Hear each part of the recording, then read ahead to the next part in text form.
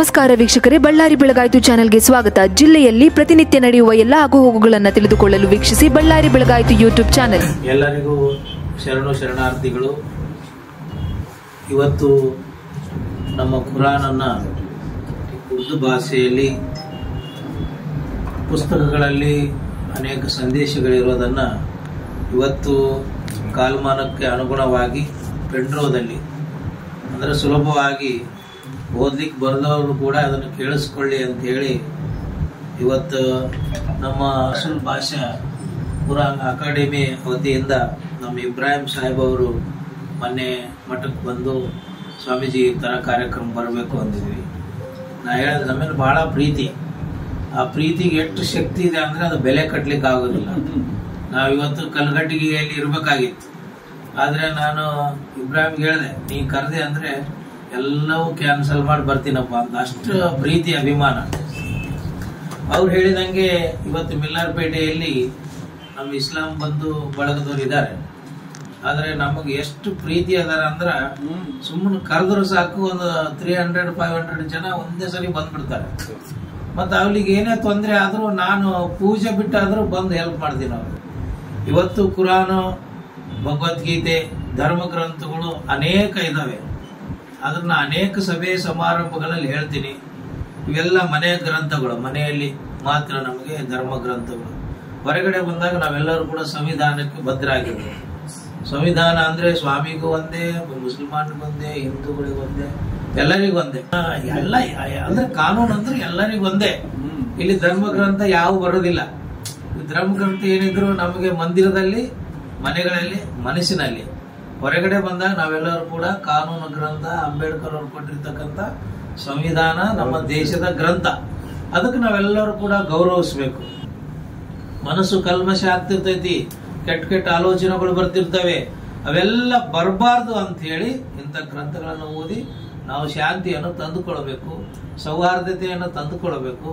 ಈ ಕರ್ನಾಟಕದಲ್ಲಿ ನಮ್ಮ ಜಿಲ್ಲೆ ಅಂದ್ರೆ ಬಹಳ ಸೌಹಾರ್ದವಾದ ಜಿಲ್ಲೆ. ಎಲ್ಲವೂ ಕೂಡ ನಮ್ಮದು ನಮ್ಮದು ನಮ್ಮವರು ಅಂತಕ್ಕಂಥ ಒಂದು ಜಿಲ್ಲೆ.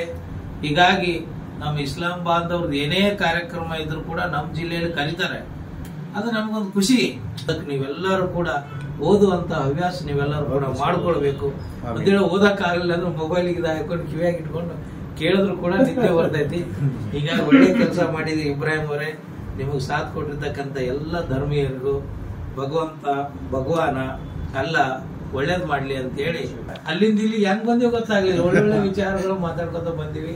ಹೀಗಾಗಿ ನಮ್ಮ ಕ್ರಿಶ್ಚಿಯನ್ ಧರ್ಮಗುರುಗಳು, ಆಮೇಲೆ ಕೃಷ್ಣ ಚಂದ್ರಮೋಹನ್ ಸ್ವಾಮೀಜಿಯವರು ನೋಡ್ರಿ, ಎಲ್ಲರ ಮುಖಗಳು ಯಾವ ಗುಳಿಗೆ ಬೇಡ, ಇಂಜೆಕ್ಷನ್ ಬೇಡ, ಆಸ್ಪತ್ರೆ ಬೇಡ, ಯಾರು ಬೇಡ. ಒರಿಜಿನಲ್ ಭಗವಂತ ಕೊಟ್ಟಿರ್ತಕ್ಕಂಥ ಈ ಪ್ರೀತಿ ಅದ್ಭುತವಾಗಿರ್ತಕ್ಕಂಥದ್ದು. ನಾವೆಲ್ಲರೂ ಕೂಡ ನಮ್ಮ ಜಿಲ್ಲೆಯಲ್ಲಿ ಅಷ್ಟೇ ಅಲ್ಲ, ರಾಜ್ಯದಲ್ಲಿ, ದೇಶದಲ್ಲಿ ಈ ತರ ಒಂದು ವಾತಾವರಣ ನಿರ್ಮಾಣ ಮಾಡಲಿಕ್ಕೆ ನಾವೆಲ್ಲರೂ ಒಗ್ಗಟ್ಟಾಗಿರೋಣ ಅಂತಕ್ಕಂಥ ಮಾತನ್ನ ತಿಳಿಸುತ್ತಾ ಸರ್ವರಿಗೂ ಶರಣ. ನಮ್ಮ ಕರೆಗೆ ಹೂ ಕೊಟ್ಟು ಬಂದಂತ ನಮ್ಮ ಫಾದರ್ ಐವಾನ್ ಡಿಸೋಜಾ ಅವ್ರಿಗೂ ಹಾಗೂ ಚಂದ್ರಮೋಹನ್ ಗುರೂಜಿ ಅವ್ರಿಗೂ, ನಮ್ಮ ಖಾಜಿ ಸಾಬ್ ಅವ್ರಿಗೂ ಹಾಗೂ ಕಲ್ಯಾಣ ಸ್ವಾಮಿ, ನಾನು 4 ಧರ್ಮ, ಎಲ್ಲಾ ಧರ್ಮ, 4 ಗುರುಗಳ ಹತ್ರ ತುಂಬಾ ಒಳನಾಟವನ್ನು ಇಟ್ಕೊಂಡಿದ್ದೀನಿ. ನನ್ನ ಕರೆಗೆ ಹೂ ಕೊಟ್ಟು ಇಂಥ ಒಂದು ಕಾರ್ಯಕ್ರಮ, ಒಂದು ಪೆನ್ ಡ್ರೈವ್ ಬಿಡುಗಡೆ ಕಾರ್ಯಕ್ರಮ, ಕುರಾನನ್ನು ಒಂದು ಪೆನ್ ಡ್ರೈವ್ ನಲ್ಲಿ ಹಾಕಿಕೊಡೋ ಕಾರ್ಯಕ್ರಮ. ಇದರಲ್ಲಿ ಸ್ವಾಮೀಜಿ, ಇದರಲ್ಲಿ ಒಂದು ವಿಶೇಷತೆ ಇದೆ. ಏನಂದ್ರೆ ಈ ಪೆನ್ ಡ್ರೈವ್ ನಾವು ತಯಾರಿಸಿದ್ದು ಅರಬ್ಬಿಯಿಂದ ಕನ್ನಡಕ್ಕೆ. ಇದನ್ನ ಎರೇಸ್ ಮಾಡೋಕ್ಕೂ ಬರಲ್ಲ. ಇದರಲ್ಲಿರೋ ಕುರಾನ್ನ ಎರೇಸ್ ಮಾಡೋಕ್ಕೂ ಬರಲ್ಲ. ಇದನ್ನ ತೆಗೆದು ಬೇರೆ ಡೌನ್ಲೋಡ್ ಮಾಡ್ಕೊಳ್ಳೋಕ್ಕೂ ಬರೋದಿಲ್ಲ.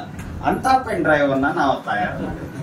ಯಾಕಂದ್ರೆ ನಾವು ಯಾತಕ್ಕಾಗಿ ತಯಾರು ಮಾಡಿದ್ವಿ, ಇದು ಇರೋವರೆಗೂ, ಜಗತ್ತಿರೋವರೆಗೂ ಕುರಾನನ್ನೇ ಹೇಳ್ತದೆ. ಅದು ಒಂದು ವಿಶೇಷತೆ ಇದರಲ್ಲಿ.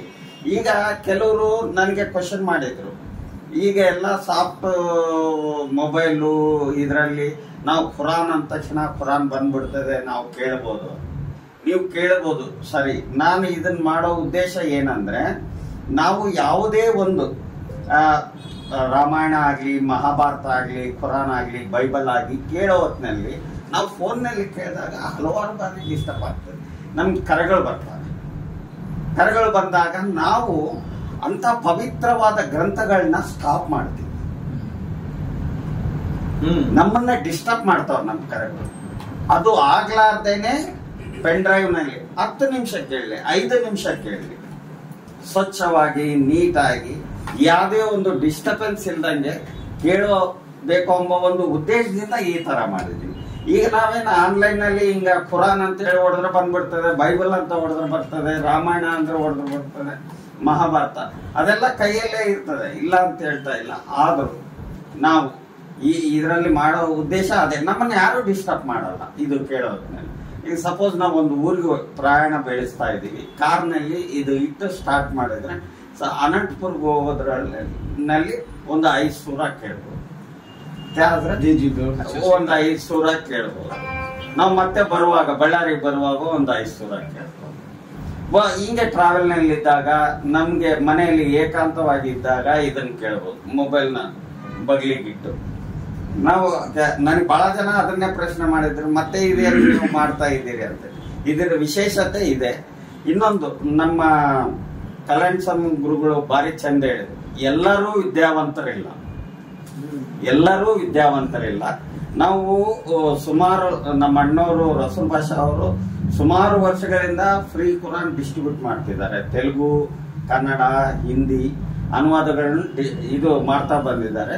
ಕೆಲವರು ಇಲ್ಲಿಟ್ರೇಚರ್ಸ್ ಇರ್ತಾರಲ್ಲ, ಅವ್ರಿಗಾಗಿ ಇದು ಪೆನ್ ಡ್ರೈವ್ ಇನ್ನೂ ಚೆನ್ನಾಗಿ ಕೆಲಸ ಮಾಡ್ತದೆ.